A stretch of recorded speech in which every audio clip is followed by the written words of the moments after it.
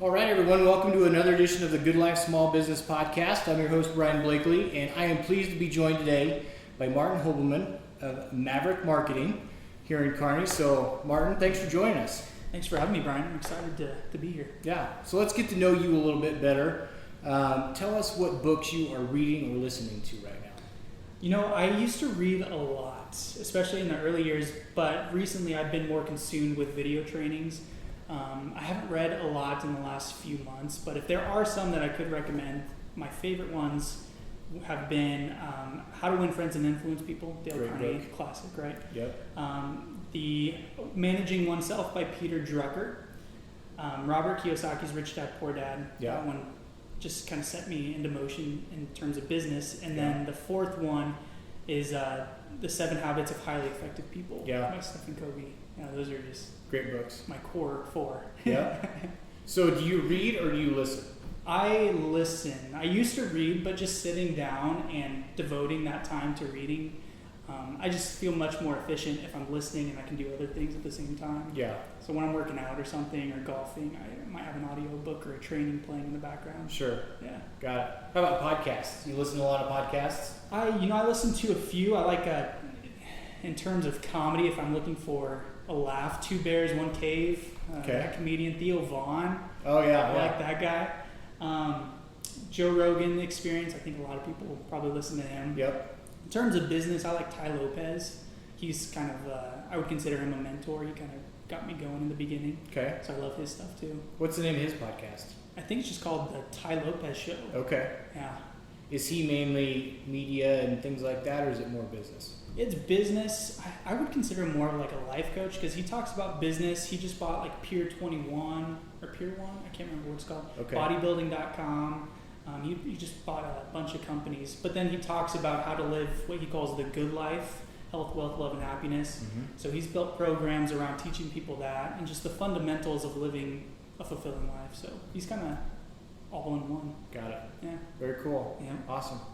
Well, let's get into it here. I know a little bit about you.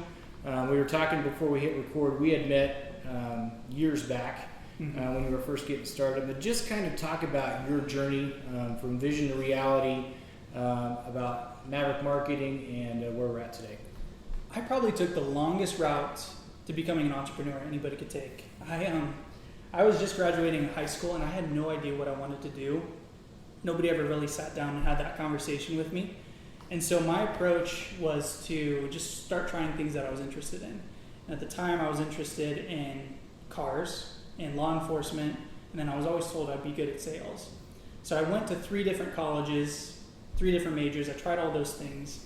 I didn't like any of them, but through all of those experiences I was able to like extract these lessons and sort of narrow my focus into what I really wanted to do, which was be a business owner. Mm-hmm. So in 2016, I graduated from UNK, and it was about that time I was reading Robert Kiyosaki's Rich Dad, Poor Dad, and he said, real estate is one of those industries that creates more millionaires, except for maybe life insurance. Life insurance might be up there now too.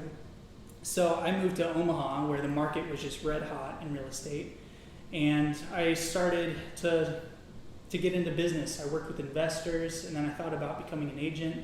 Talked with brokers like Keller Williams and Berkshire Hathaway, and I did all my pre-licensing. Like I was at the doorstep of becoming an agent, but what stopped me was I saw how important marketing was going to be if I wanted to be a top earner. So that took me down a rabbit hole of learning social media marketing and then ultimately video marketing. And about that time I was moving to Kearney, and I looked at who was offering video services in the area, and there really wasn't anybody besides like the local news station. Yeah. And so I'm like, wow, this seems like a really great opportunity. And this was like 2017, where everybody was saying video is going to be the next big thing. Like it's going to take over the internet. So I saw this big blue ocean opportunity. Problem was I had never shot a video in my life. I didn't know the first thing about it. But I had my iPhone, and I just went to businesses and started making free videos for them.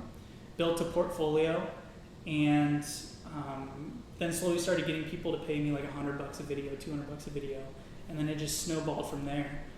So I could invest in new equipment, and I was able to charge more. And now we're here 5 years later. I'm sitting on this podcast with Brian, and it's been a crazy ride. How long did you, when you moved back and doing videos for free, how long did it take before you were able to actually charge someone for a video? It was probably a good 3 to 4 months of free work. Okay. Because I took the free videos that I had made and then I went door to door offering some paid work, and I got turned down. I got pushed out the door by so many people. Yeah. Understandably, nobody likes being sold to. But it was probably about 3 months before I finally got, I think it was the Window and Door store. They paid me $99 for a video, and I'm like, this is my big break. Here we go. Yeah. I was so excited. Very cool. What did you do in the meantime?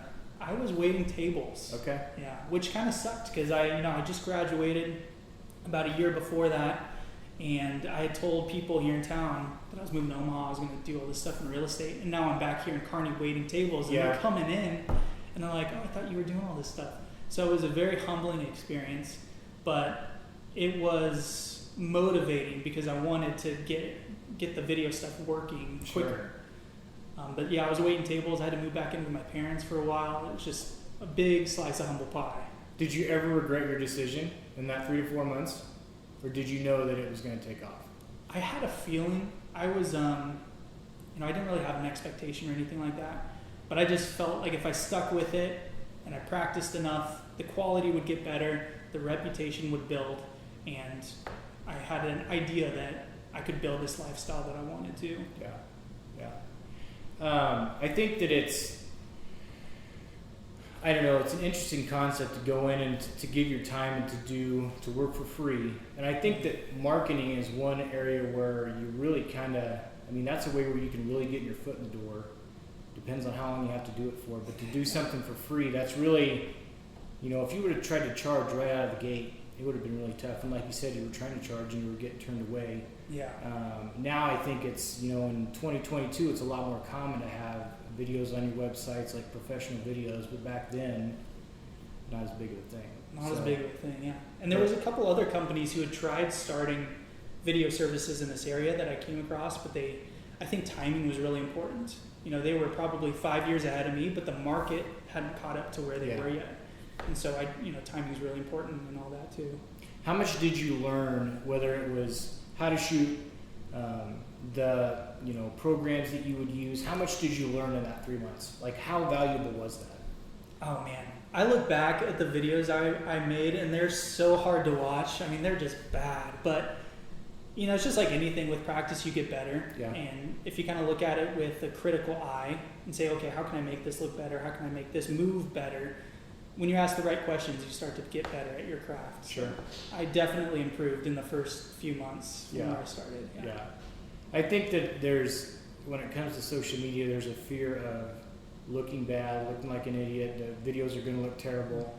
But at the same time, just taking that step and doing it, that's really, to get the practice, to get the experience, you just got to do it. You just got to get started. Yeah. I tell businesses that all the time because they don't want to be on camera. I'm like, oh yeah. With practice comes confidence. So just do it a few times and then you'll feel much better about it, much more comfortable. Yeah, absolutely. What is your favorite part about being a business owner? Oh man, the chicks, right? No, I'm just kidding. There's a lot of great things. I think for me, the idea of just having full control of your day, your life. You are in complete control. One of the things I hated when I was going through school and I had to do my internships was waking up at a certain time to go work for somebody else doing a job that I wasn't excited about. And by the time I got home, I was just drained. I didn't want to do anything.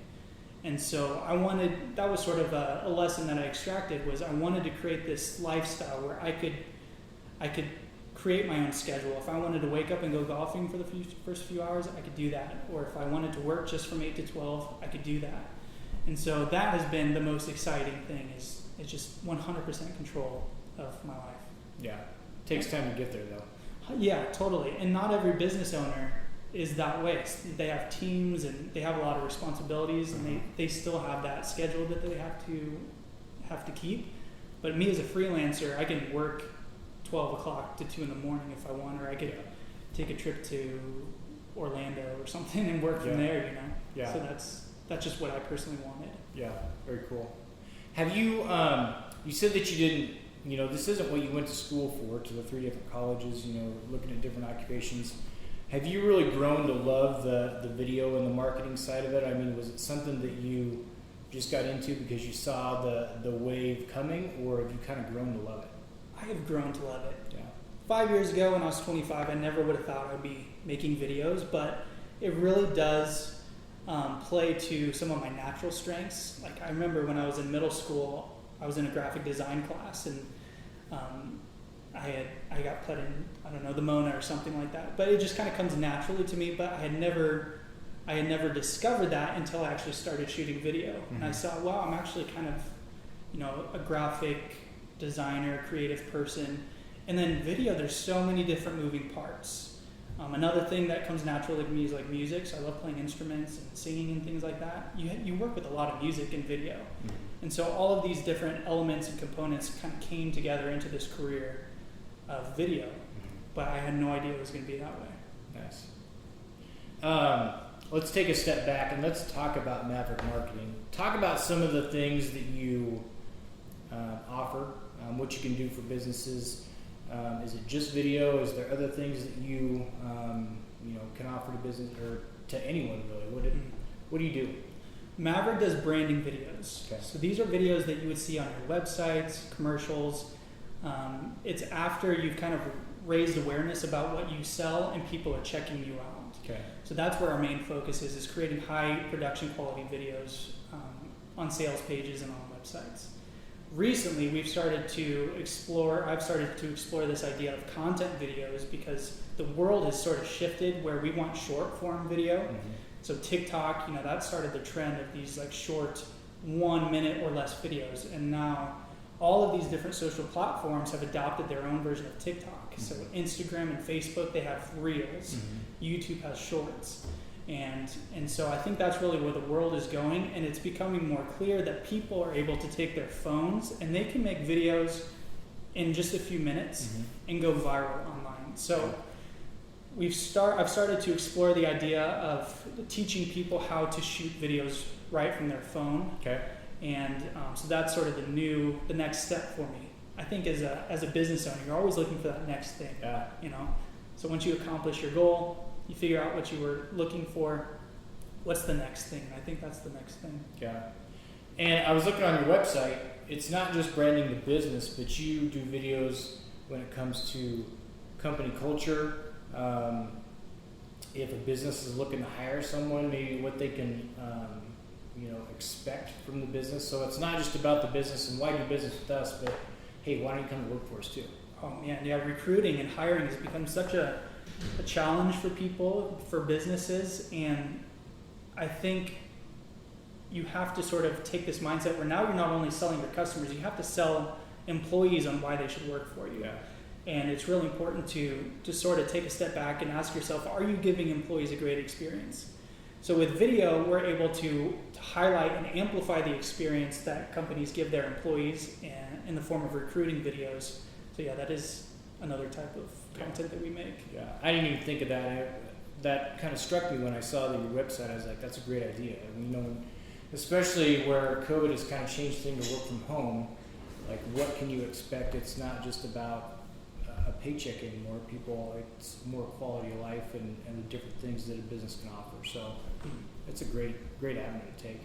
Yeah, it's been working. We did some stuff with Blueprint Engines. They were running the recruiting videos, and they said they saw a 5x increase in applications in the first week running. Wow. And I think it's just because people jump on Indeed, they look at the newspaper classifieds, but when they start seeing real testimonials from employees on social saying, this place is great to work, here's why, I think it really stands out and gets people looking into it more. Yeah. One question I was thinking when you were talking, how long did it take before you quit waiting tables and this is full-time gig? Let's see, I moved November. It was probably a good 6 months or so. Really? Yeah, it was about 6 months where the income from video was able to supplement what I was making waiting tables. Once I hit that mark, then I went full-time in video. I remember one of the last straws, I should say, for me was I was waiting tables. One of the processes the company was was having us do was just super inefficient. We were just doing so much extra work, and I brought this up, and they basically just told me to shut up and do my job. And I'm like, that is the last straw. I am not working for anyone ever again. Yeah. And so yeah, it was about 6 months, and then putting in my 2 weeks was one of the most rewarding moments. Oh man, yeah, that was great. Yeah, 6 months though, that's really good. I mean, considering you went 3 months of doing this without, getting anything, that's good. Yeah. Well, I was living with my parents, so I didn't have a lot of expenses. You got a lot of motivations in different areas, didn't you? Yeah, you kind of have to create those for yourself sometimes. Yeah, absolutely. So is this what you thought it would be, being a business owner, an entrepreneur? I didn't, like I said, I really didn't have many expectations. I just sort of had this vision of what I wanted my life to be. And I've listened to, we all have that little man inside of us, or little woman inside us telling us what's right and wrong. So I've just always sort of listened to that intuition. And I learned that from Sarah Blakely. She's a billionaire. She started the company Spanx. Yeah. No relation, by the way. Yeah, no relation. And she says she listens to her intuition more than data. And she became a billionaire. So I think there's some power in that. And so no, it wasn't what I was expecting, but again, I really wasn't expecting much. I just sort of pivoted and adjusted until I had the things that I wanted. Yeah. What's one thing you wish you were better at when it comes to running your business? Building a company, at some point you have to hire people. I think recruitment and team building and delegating is probably something that I've always could improve on. Mm-hmm. But, there's also the idea of just focusing on what you're good at and your strengths, and how do you delegate delegation? I don't know. Yeah. How do you find a hiring manager, I suppose. Yeah. But that has always been something that I feel like I could improve on. And but being a freelancer, I don't really need to hire too many people. Mm-hmm. So I just use a lot of freelancer websites. I'm a freelancer who hires freelancers. Upwork and Fiverr have been great resources for me. There's still a little bit of training though, even with a freelancer, that here's maybe how I would like you to do this, or here's how I've done it in the past. So you're teaching them as well, especially maybe someone that's young that's kind of learning the game, being able to teach them. I'm in that boat with my business as well, where I've made the conscious decision to be a better leader, which I'm not good at, but to not necessarily be in the day-to-day all the time and doing the work, but to try to help others. And it's not easy all the time. No. It's tough. The training part is super hard. Trainual, have you heard of that company? You can document your training processes, and then every new employee, they just basically have a training manual, but it's a platform. Oh wow. And then I also use Loom a lot. It's a screen recorder. Yep. And so when I'm editing videos, I'll just screen record what I'm doing. Yeah. And then I can send that on to other people. Kind of a video library of your own, process and procedures. Yeah, exactly. So I've done some of that as well. It's really handy. Mm-hmm. If you could go back to the very beginning when you moved from Omaha and give yourself one piece of advice, is there anything you would change, or would you just kind of let things go as they have and let the chips fall? I'm pretty content with where things have ended up. I think the one question that I've wrestled with more than any other is, if I could go back, would I go to college? And if I could go back and tell myself, hey, don't do this, go into business instead, I probably would. I don't know if I would. That's 6 years I could have been further ahead in business. Sure. And all the student loan debts I'm still paying off. Mm-hmm. But also, there's a lot of things that I learned during that time that's helped me become this person today. So I don't know. I think that would probably be something I would talk to myself about, my younger self about. Maybe just one college instead of 3? Yeah, maybe just reduce it a couple. Yeah, very good. So someone comes up to you, maybe, I don't know, friend, family member, whoever comes up to you and say, hey, I want to start my own business. What advice would you give me? I would tell them, don't fall in love with your idea. I think one of the main lessons I've taken away from my mentors and coaches is adaptability. And they always he uses the analogy of the dodo bird. The dodo bird didn't adapt to the people moving into their territory. They didn't learn to fly or get away. These hunters came in, and now they're extinct. Yeah. So maybe you have a good idea, or what you think is a good idea, but before you do all of the work of setting up a business, the website, setting up the LLC, the emails, the branding, all of that stuff, before you do any of that, create an MVP, a minimum viable product. So if that's a service you're interested in starting, create like a 1-sentence statement of what that is, and then create like a 30-second elevator pitch. Take that to people who you want to be your customers and get their feedback. Don't take it to friends and family, because they're biased. They're going to sugarcoat the truth, and they're not going to give you good advice. So I recently just did this with the Reels idea. I reached out to a handful of agents here in town and said, if I created this platform that taught this, this, and this on a scale from 1 to 5, how valuable would that be to you? Mm-hmm. And I got instant feedback. All of them said 5, but 1. One said 4, because he didn't want to do editing. Yeah.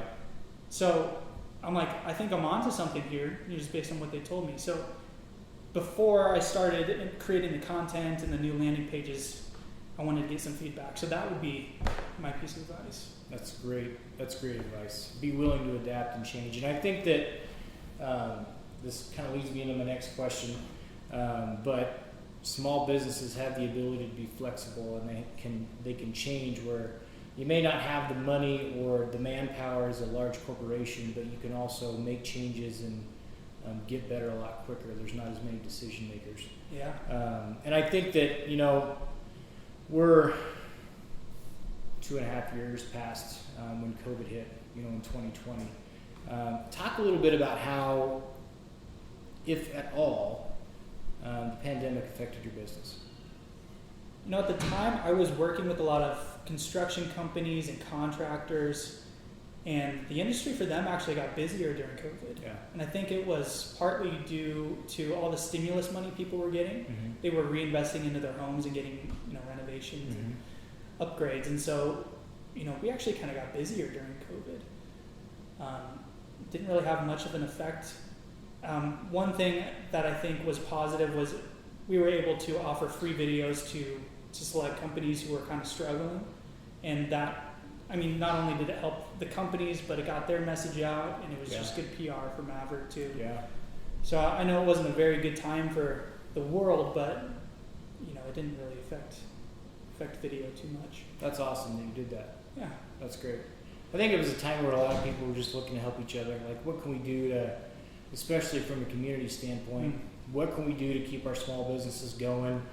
Let's go out and support them the best we can. Obviously, you got to take care of things at home, but ideas like that where you help out small businesses, that's kind of what got everybody through, I think. Yeah, I think when we face those challenges, we start to realize what's important, and it's not necessarily just making money, but it's just the people around us in our community. So yeah, come out on the other end. Mm-hmm. So, okay, Martin, where can we find out more about Maverick Marketing? On our website, maverickmarketing.io, and our Facebook page, Mav Marketing. Okay. And on social media, you go on Facebook, Instagram, all that stuff? Yep, you can find us. Yep, okay. Absolutely. Awesome, very good. Hey, this has been a lot of fun. Yeah. I really appreciate it. It's been a pleasure to get to know you more, to get to know more about your business, and wish you nothing but the best in the future. Thank you, Brian. I appreciate it.